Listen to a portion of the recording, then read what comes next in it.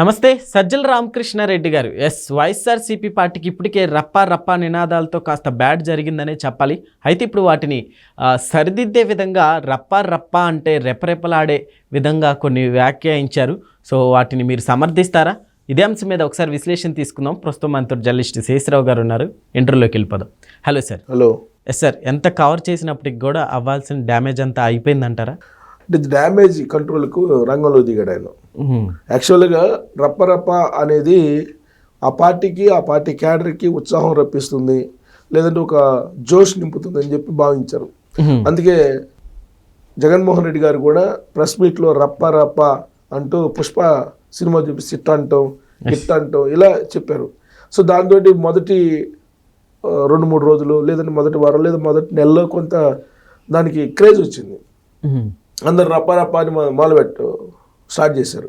So ఇదేదో బాగుందని చెప్పి దాన్ని ఎంకరేజ్ చేశారు. లాస్ట్కి ఇది పార్టీకి డ్యామేజ్ జరుగుతుంది అని చెప్పి గ్రహించి సజ్జల రామకృష్ణారెడ్డి గారిని రంగంలో దింపారు. ఇప్పుడు ఆయన రప్పరప్ప అనే దానికి అర్థం ఏం చెప్తున్నాడు? రప్పరప్ప అంటే రాబోయేటువంటి రోజుల్లో రెపరెపలాడుతుంది వైఎస్ఆర్ కాంగ్రెస్ పార్టీ, అంతే తప్ప రప్పరప్ప అంటే నరకడం కాదు, నరుక్కోవడం కాదు అని చెప్పి ఆయన చెప్తున్నారు. ఒక ఊపు మీద వైఎస్ఆర్ కాంగ్రెస్ పార్టీ ఉంది.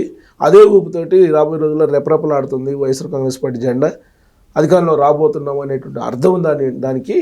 కానీ దాన్ని కూటమిలో ఉండేటువంటి పార్టీలు రప్పరప్ప అంటే నరుక్కోవడం అని చెప్పి చెబుతున్నారు అని చెప్పి ఆయన మొదలుపెట్టాడు ప్రెస్ మీట్ పెట్టి. సార్, ఇప్పటికీ వైసీపీ పార్టీ అంటే సజ్జల రామకృష్ణ గారు వారి వల్ల కూడా డ్యామేజ్ అయిందని అంటున్నారు సార్. సో ఆయన వల్ల ఏమైనా డ్యామేజ్ అయిందంటారు? ఇప్పుడు ఆయన బేసికల్గా జర్నలిస్టు, సాక్షి మీడియాకి అలాగే టెలివిజన్కి వీటన్నిటికి కూడా ఆయన ఫస్ట్లో కీ రోల్గా ఉన్నారు. సరే, ఇప్పుడు కూడా ఆయన సలహాలు సూచనలు ఇస్తుంటారు అనుకోండి. బేసిక్గా జర్నలిస్ట్ ఆయన, senior journalist. YSR Congress party అధికారంలో ఉన్నప్పుడు అన్ని శాఖలకు సంబంధించి ఆయనే మాట్లాడేవాళ్ళు. సకల శాఖ మంత్రి అని చెప్పేసి అనేవాళ్ళు. ఆయనే సలహాదారు. అన్ని శాఖలకు సంబంధించి ఆయనే మాట్లాడేవాళ్ళు. ఇప్పుడు విజయసాయిరెడ్డి గారు చెప్పినటువంటి కోటరీ ఏదైతే ఉందో ఆ కోటరీలో మెయిన్ పర్సన్ సజ్జల రామకృష్ణారెడ్డి గారు, ధనుంజయ రెడ్డి గారు ఒక కోటరీ, ధనుంజయ రెడ్డి గారు, సజ్జల రామకృష్ణారెడ్డి గారు, ఇలా వైవి సుబ్బారెడ్డి, ఇలా ఒక కోటరీ ఉంది జగన్మోహన్ రెడ్డి గారి చుట్టూ. ఆ కోటరీ కారణంగానే జగన్మోహన్ రెడ్డి గారు దారుణంగా ఓడిపోయారు, 11 స్థానాలకు పరిమితం అయ్యారని చెప్పి విజయసాయిరెడ్డి గారు చెబుతున్నారు. ఇప్పటికైనా ఆ కోటరీని కనుక పక్కన పెట్టేస్తే మళ్ళీ ప్రజలు ఆదరించే అవకాశం ఉందని చెప్పి ఈ మధ్యకాలంలో మళ్ళీ విజయసాయిరెడ్డి గారు సలహా ఇస్తున్నారు. సో కాబట్టి ఇంపార్టెన్స్ ఉందా అని అంటే సజ్జల రామకృష్ణారెడ్డి గారికి వైఎస్ఆర్ కాంగ్రెస్ పార్టీలో ఇంపార్టెన్స్ ఉంది, ఇవాళకి కూడా ఉంది. కానీ సజ్జల రామకృష్ణారెడ్డి గారి కుమారుడు భార్గవ రెడ్డి గారు ఉన్నారు. ఆయన సోషల్ మీడియాని నిర్వహించారు గత ఎన్నికలకు ముందు. సోషల్ మీడియాని నిర్వహించడంతో పాటు ఎవరైనా జర్నలిస్టులు సోషల్ మీడియాలో కనుక వైఎస్ఆర్ కాంగ్రెస్ పార్టీని విమర్శించడమో, లేదంటే జగన్మోహన్ రెడ్డి గారిని విమర్శించడమో జరిగితే మాత్రం వాళ్ళ ఇంటికి పోలీసులను పంపించి అరెస్ట్ చేసే కార్యక్రమాన్ని కూడా ఆయన చేపట్టారని చెప్పి ఆ పార్టీలో అప్పట్లో నడిచినటువంటి చర్చ. సో సజ్జల రామకృష్ణారెడ్డి గారు కుమారుడు భార్గవ రెడ్డి గారు వీళ్ళిద్దరూ చేసినటువంటి కొన్ని రకాల పనుల కారణంగా వైఎస్ఆర్ కాంగ్రెస్ పార్టీ డ్యామేజ్ అయింది అనేది ఆ పార్టీలో ఉండేటువంటి వాళ్ళే అనేక సందర్భాల్లో ప్రైవేట్గా మాట్లాడుకుంటూ ఉంటారు. కొంతమంది బయటకు వచ్చి కూడా చెప్పారు. అందుకే విజయసాయిరెడ్డి గారు కూడా చెప్పారు, మీరు కోటరీని దూరంగా పెట్టండి అని. కానీ సజ్జల రామకృష్ణారెడ్డి గారు ఈ మధ్యకాలంలో దూరంగా ఉన్నారని చెప్పి ఒక భావన కలిగింది. కానీ బట్ వైఎస్ఆర్ కాంగ్రెస్ పార్టీకి కానీ జగన్మోహన్ రెడ్డి గారికి కానీ ఆయన దూరం అయినట్టు కనిపించట్లేదు. ఇప్పుడు రంగంలోకి దిగారు. ఎందుకు రంగంలోకి దిగారు? ఆయనకి తెలుసు జర్నలిస్ట్ కాబట్టి. ఈ రప్పరప్ప డైలాగులతోటి ఎంత నష్టం జరుగుతుంది పార్టీకి అనేది ఆయనకి తెలుసు. అందుకే ఆయన మీడియా ముందుకు వచ్చారు. మామూలుగానే జగన్మోహన్ రెడ్డి గారు ఓడిపోవడానికి 2024లో కారణం ఏంటి అని అంటే వైఎస్ఆర్ కాంగ్రెస్ పార్టీకి సంబంధించినటువంటి వాళ్ళు కొంతమంది ప్రజలను భయభ్రాంతులకు గురి చేశారు. తటస్థ జర్నలిస్టులు అనే వాళ్ళని కూడా టార్గెట్ చేశారు, కేసులు పెట్టించారు, పోలీస్ స్టేషన్కి పిలిచారు, నానా అరాచకాలు చేశారు కొంతమంది. దాంతో భయానక వాతావరణం ఆంధ్రప్రదేశ్ రాష్ట్రంలో ఏర్పడింది. మరో పులివెందులు చేస్తున్నారు ఆంధ్రప్రదేశ్ మొత్తాన్ని అని చెప్పేసి అప్పట్లో వచ్చినటువంటి టాక్. దానికి తగ్గట్టు ఆయన ల్యాండ్ టైటిలింగ్ యాక్ట్ అని అవన్నీ పెట్టడం, లోకల్గా ఉండేటువంటి క్యాడర్ ఇష్టానుసారంగా వ్యవహరించడం, వాలంటీర్లు వాళ్ళ మీద నిఘా పెట్టడం, ఇవన్నీ ప్రజలు అబ్జర్వ్ చేశారు.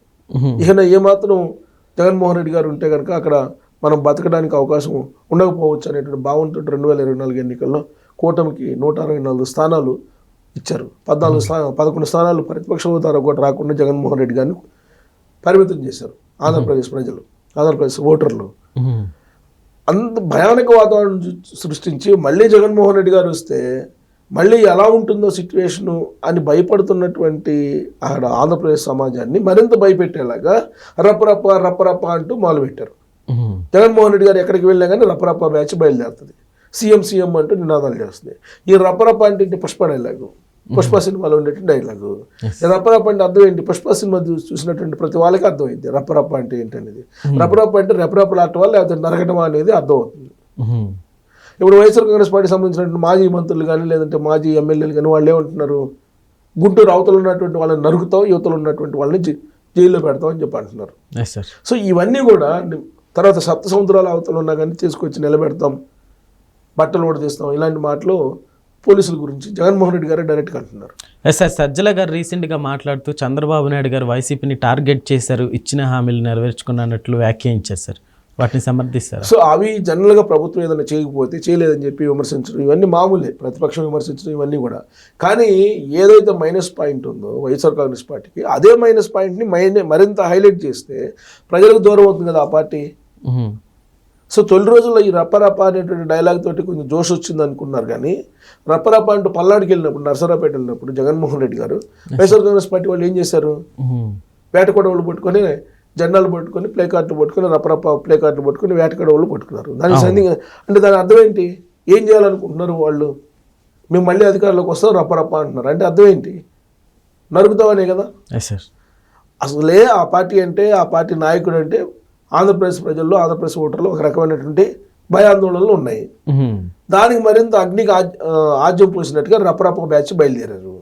దీంతో పార్టీకి నష్టమే కదా. రాబోయేటువంటి రోజుల్లో కూడా మీరు ఈ విధంగా చేస్తుంటే పార్టీకి నష్టం వస్తుంది కదా. ఈ విషయాన్ని ఆలస్యంగా గమనించారు వాళ్ళు. తొలి రోజుల్లో గమనించాల, ఆలస్యంగా గమనించారు. ఆలస్యంగా గమనించి ఇప్పుడు దాన్ని సరి చేసుకునేటువంటి ప్రయత్నం చేస్తూ ఇప్పుడు సజ్జల రామకృష్ణారెడ్డి గారిని రంగంలోకి దింపారు. ఇప్పుడు ఆయన డ్యామేజ్ కంట్రోల్ చేసేటువంటి ప్రయత్నం చేస్తున్నారు. జరగాల్సిన నష్టం జరిగిపోయింది. మళ్ళీ ఒకవేళ జగన్మోహన్ రెడ్డి గారికి అధికారం ఇచ్చినా, లేదా ప్రతిపక్షం ఇచ్చినా, లేదంటే బలమైనటువంటి ప్రతిపక్ష నాయకుడిగా చేసినా ఏమవుద్ది రాష్ట్రంలో అనేది ప్రజలకు అర్థమైపోయింది. ఈ రప్పరప్ప బ్యాచ్ తోటి అంత డ్యామేజ్ జరిగింది. ఆ డ్యామేజ్ని కంట్రోల్ చేసుకునే ప్రయత్నం ఇప్పుడు సజ్జల రామకృష్ణారెడ్డి గారు చెప్తున్నారు.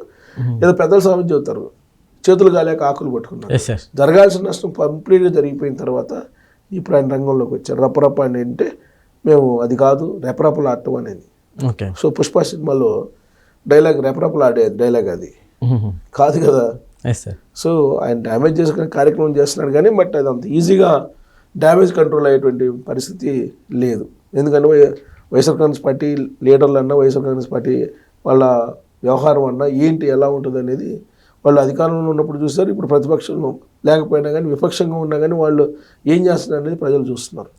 సో కాబట్టి ఏదైతే వైఎస్ఆర్ కాంగ్రెస్ పార్టీకి పెద్ద మైనస్ ఉందో దాన్నే ఎలివేట్ చేసుకుంటున్నారు వాళ్ళు.